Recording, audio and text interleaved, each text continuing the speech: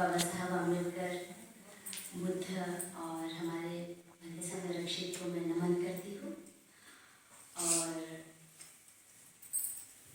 अब मैं थोड़ा सा नर्वस हो गई थी। एक्चुअली फर्स्ट टाइम मैंने परिचय में सर ने मेरा परिचय कर दिया, तो और भी ज़्यादा थोड़ा सा नर्वस थी मैं। जैसे मैं पूरी कोशिश करूँगी सर, आपने मुझे जो भी बातें की और मुझे और भी याद आया कि मुझे और भी क्या क्या वर्क करना है। तो बहुत बहुत थैंक यू, आपने मेरे गुणों को और भी कनेक्ट कर दिया। मैं कोशिश करूँगी, कुछ हद तक किया है, कुछ हद तक और भी बहुत सारी चीज़ें करना है मुझे। तो थैंक यू वेरी मच। तो मैं पहले ही माफ़ी चाहती हूँ क्योंकि थोड़ा खांसी का है। सुबह भी मैं पहले माफ़ी नहीं मांग पाई। मेडिटेशन के समय भी खांसी में तकलीफ हुआ, तो आवाज़ से थोड़ी तकलीफ हो जाती है ना, डिस्टर्बेंस हो जाता है। तो सर्वप्रथम और मैं धन्यवाद करती हूँ क्योंकि मुझे आपने मौका दिया कि आज मैं कुछ कहूँ बाबा साहब के बारे में। तो मैं और हमारी टीम का, मैत्रीनाथ सर का भी पुनर्नमन करती हूँ कि उन्होंने मुझे ये अवसर दिया कि मैं आपके समक्ष कुछ कह सकूँ और अपनी बातें कुछ रख सकूँ। उम्मीद करती हूँ मैं कुछ अपने मन की बातें कुछ रखूँगी या फिर जो बाबा साहब ने जो कुछ बोला है उसके हिसाब से मैं कुछ आपके समक्ष रखने का प्रयास करूँगी। आप सभी मुझे स्वीकार करेंगे। तो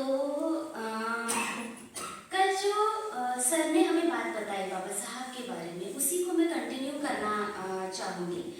तो बाबा साहब के बारे में हमें कल बहुत सारी जानकारी मिली, उनका जीवन, उनकी क्रांतिकारी जो उन्होंने जो सोच है या जो उन्होंने कार्य किया है, जो आंदोलन किया है, उसकी ईस्वी सन के साथ उन्होंने हमें बताया है।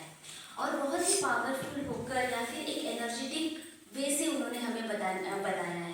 और उसी को मैंने मतलब सच में मैं खुद भी एक एनर्जी फील किया है कि जब उन्होंने जो बाबा साहब की जो बातें बताई और जो एकदम उनकी जो करुणा है या फिर बाकी उन्होंने जो हमारे लिए जो किया है वो एकदम ऐसे उभर कर आया।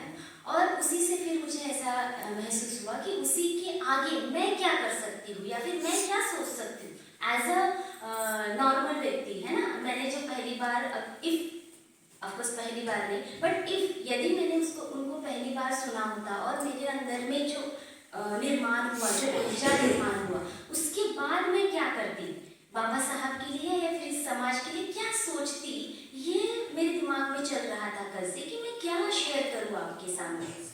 तो मुझे एकदम से याद आया 1956 में उन्होंने समाप्त किया, यानी एंडिंग उनका लास्ट जो शब्द थे कल के टॉक के 1956 था। रात को जब चिंतन कर रही थी तो मुझे एहसास हुआ कि 1956 दो चीज़ों के लिए बहुत अमूल्य है। मुझे बाबा साहब याद आए और 6 दिसंबर याद आया।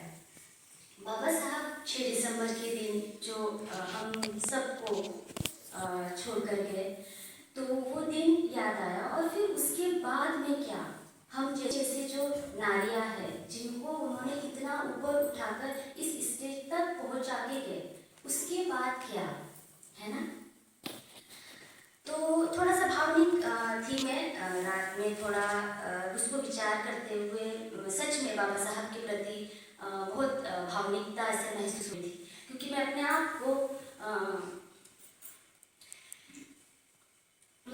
को जो देख रही थी यहाँ पर करंट की सिचुएशन में, है ना, या फिर अब जब से मैं पढ़ाई कर रही हूँ या फिर जो धम्म का अभ्यास कर रही हूँ, वो सारी चीज़ें कहाँ से आई है उसको मैं देख पा रही थी, उसको मैं समझ पा रही थी। इसलिए वो सारी चीज़ें निर्माण हो रही थी।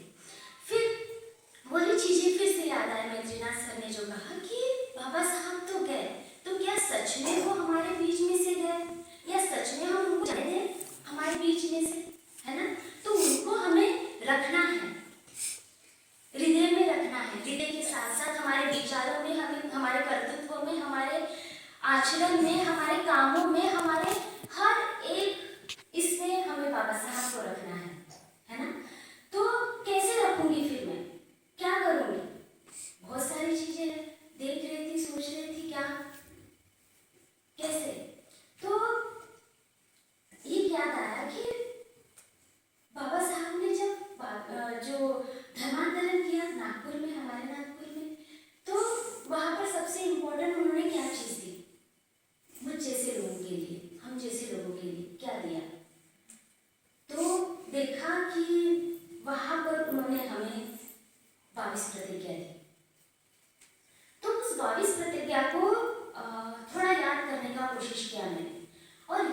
कर रही थी तो तब देखा कि उस 22 प्रतिज्ञा को मैं 4 पॉइंट में या 4 तरह से मैं अपने जीवन में उतार सकती हूँ या फिर ले पा रही हूँ, है ना। या फिर कभी कभी किसी को शेयर करना है तो भी मैं 4 पॉइंट में उसको कैटेगराइज किया।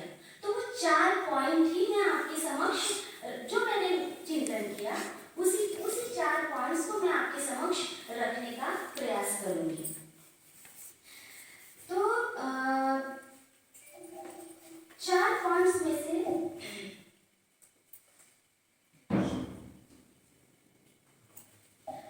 तो जो बाबा साहब ने हमें प्रतिज्ञाएं दी तो उसमें से जो सबसे पहला पॉइंट है तो उसमें है, पहले पॉइंट में आता है 22 प्रतिज्ञाओं में से जो 1 से 8 तक जो प्रतिज्ञाएं उन्होंने दी उसको मैंने पहला पॉइंट कहा। पहले मैं प्रतिज्ञाएं पढ़ लेती हूँ ताकि हम क्लियर हो जाए, है ना, और हमें भी याद आ जाए कि सच में बाबा साहब ने उस वक्त हमें क्या दिया था। तो इसलिए मैं जानबूझकर प्रतिज्ञा भी पढ़ने वाली हूँ एक एक करके। तो सबसे पहली प्रतिज्ञा थी, मैं ब्रह्मा विष्णु और महेश इसको ईश्वर नहीं मानूंगा और न ही इसका पूजा करूंगा। मैं राम और कृष्ण को ईश्वर नहीं मानूंगी और न ही उनकी उपासना करूंगी। मैं गौरी गणपति इत्यादि हिंदू धर्म के किसी भी देवी देवताओं को नहीं मानूंगी और ना ही उसकी उपासना करूंगी। ईश्वर ने अवतार लिया है, इस पर मेरा विश्वास नहीं है। भगवान बुद्ध विष्णु के अवतार है, यह झूठा और बुद्धिहीन प्रचार है, ऐसा मैं समझती हूँ। छठा है, मैं श्राद्ध पक्ष नहीं करूंगी और ना ही पिंडदान करूंगी। मैं बौद्ध धर्म के विरुद्ध किसी भी प्रकार का आचरण नहीं करूंगी। और 8 है, मैं कोई भी क्रियाकर्म ब्राह्मणों के हाथों नहीं करूंगी या नहीं करवाऊंगी।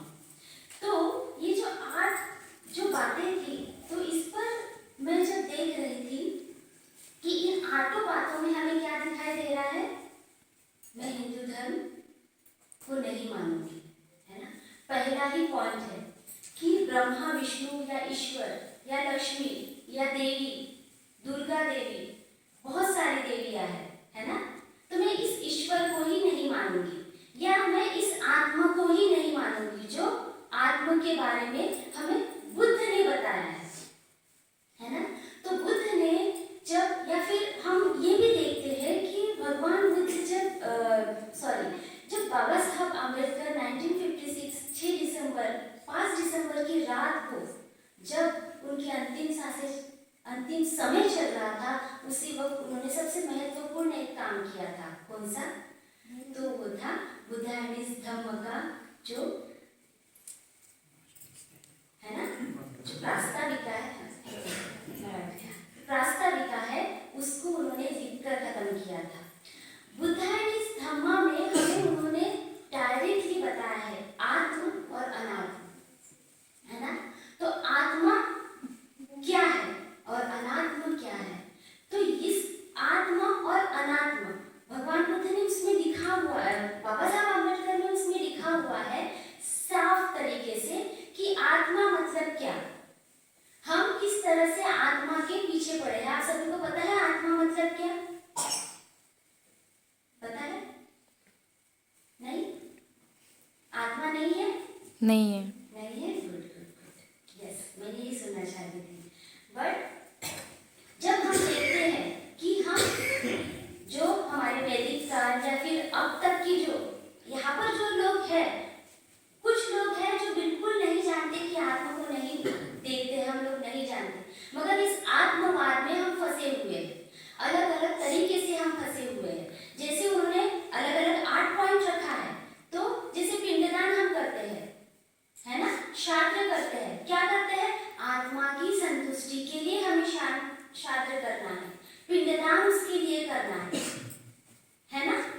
तो आत्मा आया उसमें, और यही आत्मा को शांत करने के लिए हमें इस भगवान की, विष्णु की इस तरह से यज्ञ करके पूजा करनी है को कितने तो भी रुपए हम दे देते हैं, है ना।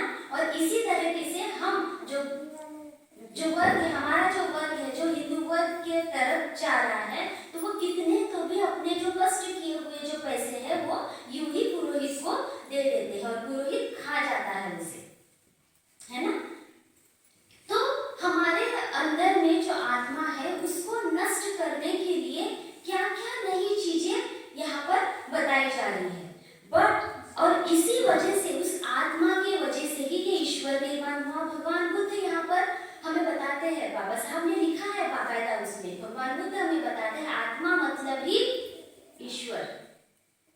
जो लोग आत्मा को मानते हैं मतलब वो ईश्वर को मानते हैं, जो लोग ईश्वर को मानते हैं मतलब वो आत्मा। तो दूसरे शब्दों में उन्होंने आत्मा मतलब ही ईश्वर कहा। और ईश्वर ये सारे हैं जो अभी हमने पढ़ा, है ना। ईश्वर मतलब यही सारी चीजें हमें बताई जाती है। तो यहाँ फिर बाबा साहब ने, बुद्ध ने जो बताया है उसको बहुत सुंदर तरीके से उन्होंने क्लियर किया है कि आत्मा को मैं नहीं मानता। बुद्ध कह रहे हैं आत्मा को मैं नहीं मानता, उसको मैं सिद्ध कर सकता हूँ। वो कैसे सिद्ध कर सकते हैं? वो नाम रूप से सिद्ध कर सकते हैं। नाम रूप मतलब, नाम मतलब मन हम कह सकते हैं, विज्ञान कह सकते हैं, रूप वेदना संज्ञा संस्कार और विज्ञान। हम जब बुद्धिज्म त्रिपिटक में हम जब पढ़ते हैं अलग अलग सूत्रों में हमें ये दिया रहेगा। और रूप मतलब रूप, तो यहाँ पर नाम और रूप बनकर ही हम लोग, हमारा जो शरीर बना हुआ है। अब रूप हम जब देखते हैं तो रूप हम 4 धातुओं से बना हुआ है, पृथ्वी, आकाश, पृथ्वी, तेज, वायु और पानी, ठीक है, जल। ये बात मानते हैं आप, है ना। बट उसी के साथ हमारे पास में मन या चित्त या जागृति है, जिसको हम कुछ मानते हैं, उसी समझ कहते हैं सिंपल भाषा में। और इन दो ही चीजों, ये नाम रूप है, ठीक है। तो इस नाम रूप के सिद्धांत में जब पूरा एनालाइज में, सॉरी मैं पूरा शॉर्ट नहीं बता सकती, मैं क्लास में इसको बहुत डिटेल में पढ़ाती हूँ। तो इस नाम रूप के ही माध्यम से भगवान बुद्ध ने आत्मा को बताया। जब हमारे शरीर में नाम रूप है तो आत्मा कहाँ है? तो यहाँ पर उन्होंने डायरेक्टली बताया कि हमारे अंदर लोग, गीता में लिखा हुआ है, हम यहाँ पर देखा है, गीता में लिखा है आत्मा है। जिस तरह से हम कपड़े चेंज करते हैं उस तरह से आत्मा चेंज करती है। बट आत्मा तो होनी चाहिए, तो आत्मा कहाँ है उसका एनालाइज करने के लिए, उसका रिसर्च करने के लिए भगवान बुद्ध ने नाम रूप बताया है। अब नाम रूप को हम जब एनालाइज या फिर रिसर्च करते हैं तो देखते हैं वास्तव में तो आत्मा है ही नहीं, देखा ही नहीं। फिर आत्मा नहीं है तो ईश्वर कहाँ से आएगा? और आत्मा नहीं है तो ये पिंडदान की जरूरत क्या है? ये आत्मा नहीं है तो फिर ये ईश्वर को भोग चढ़ाने की जरूरत क्या है? ये आत्मा नहीं है तो फिर लक्ष्मी को पूजने की जरूरत क्या है ना। ये आत्मा नहीं है तो फिर यज्ञ करने की जरूरत क्या है, हिंसा करने की। मतलब हमारे महाराष्ट्र में एक है, सॉरी एकदम से साइलेंट हो गई, हमारे महाराष्ट्र में है कि किसी ने कुछ मन्नत मांगी है, उसको शांत करने के लिए वो बकरी को बहुत अच्छे से सजा धजा कर लेके जाते, बकरा या बकरी जो भी है, और उसको मस्त से काटते हैं और सभी लोग आकर उसका मस्त भोजन करते हैं। ये पाखंड है, मुर्गी काटते हैं, है ना। तो यहाँ पर ये सारी चीजें किससे निर्माण हो रही है? और उसी को बाबा साहब आम्बेडकर ने बहुत सुंदर तरीके से बुद्धिज्म में लिखा हुआ है। मैं आपको यही अनुरोध करती हूँ कि आप इसे जरूर पढ़िएगा। आत्मा के बारे में और अनात्मा के बारे में उसमें दिया हुआ है। तो इस पाखंड में रहने के साथ साथ हम जो ये होली का या फिर आज जो करंट में, आज है कल थी परसों थी जो दिवाली जो थी, है ना, उसके तहत हम कितना पैसा खर्चा करते हैं, हमारी कितनी धन संपत्ति जाती है। बोलते हैं हम लक्ष्मी को पूजते हैं, मतलब क्या है, लक्ष्मी जो कहावत है कि लक्ष्मी आने वाली है। और यहाँ पर क्या हो रहा है, जितना भी गरीब होगा, जो बहुत मेहनत करके वो इंसान पैसा कमाता है, वो चला जाता है। मैंने बहुत अपनी आंखों से देखा है कि एक मिस्त्री है, दिन रात मेहनत कर रहा है। गणपति अभी बैठी, उसने कर्जा लिया, जो मालिक है उससे कर्जा लिया, पैसों का कर्जा लिया। और क्यों गणपति बैठाना है हमें। और गणपति बैठाकर जितना उसने कर्जा है, इतनी मेहनत, मतलब मिस्त्री या फिर जो हमारे जो रहते हैं वो कितनी मेहनत करते हैं